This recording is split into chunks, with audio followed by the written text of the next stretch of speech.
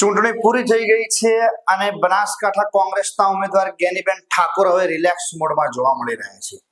જી હા, જ્ઞાનીબેન ઠાકોર સમાજના વિવિધ કાર્યક્રમમાં જઈ રહ્યા છે અને સમાજના લોકોને અપીલ કરી રહ્યા છે કે ઠાકોર સમાજ હવે કોઈના આગળ હાથ લંબાવે નહીં તેવું હું ઈચ્છું છું।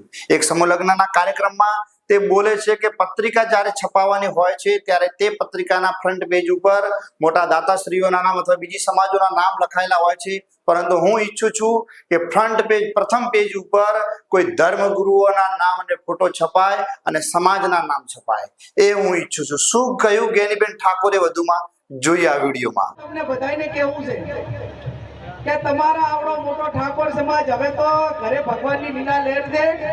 કોઈને અહીંયા એવું નથી કે મારા 500 કે 1000 કે 2000 રૂપિયા ના વાપરી ગયા ને એવું કોઈ કુટુંબ નથી।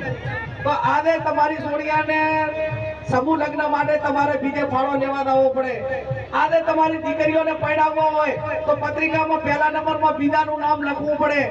આ તમારી હજી મજબૂરી છે, મજબૂરી છે તમારી કે લીટા માયદા બારા નીકળો।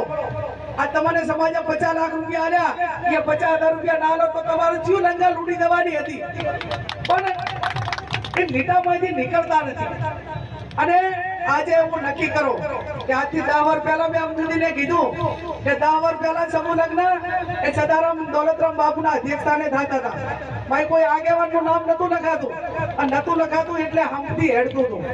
એવો ને એવો સમય લાવો, રાજકીય માણસોને જે રાજકારણ કરવું હોય કરે, પણ સમાજના પ્રસંગ હોય, ધાર્મિક પ્રસંગ હોય એટલે નાનામાં નાના સમાજ, ગરીબ સમાજો હોય ને એ કોઈના દમણવાર કે પત્રિકામાં નામ લખતા નથી। અરે આમ તો આપણે એમ કે ક્ષત્રિય કહેવાય, ઠાકોર સમાજ કહેવાય, ધારાસભ્ય કહેવાય, તમે એમના વગર, તમને એમના વગર બીજા વગર ચાલતું નથી। અને ઈરાઈ અમને અમતું આમંત્રણ આલવા માટે તૈયાર નથી। આ જોગોદીની બેઠા છે, એની ધાર્મિક પ્રતિષ્ઠાઓ થાય તો ગામમાં ઠાકોરનું દાન લેવામાં ના આવે। એમની ધાર્મિક પ્રતિષ્ઠાઓ થાય તો જ્ઞાનીબેન ઠાકોર ધારાસભ્ય હોય તો એને ગ્રાન્ટ કે ભાઈ ધામની ગ્રાન્ટ મારે નથી જોતી। આવડો મોટો ભેદભાવ, આપણે કોઈની જોડે ભેદભાવ રાખવા માંગતા નથી, પણ હવે જે રાખે છે એની સામે ભેદભાવ રાખવાનો છે, રાખવાનો ને રાખવાનો। અમે નથી કહેતા કે અમારે રાખવાનો, પણ રાખે એની અમે રાખવાનો।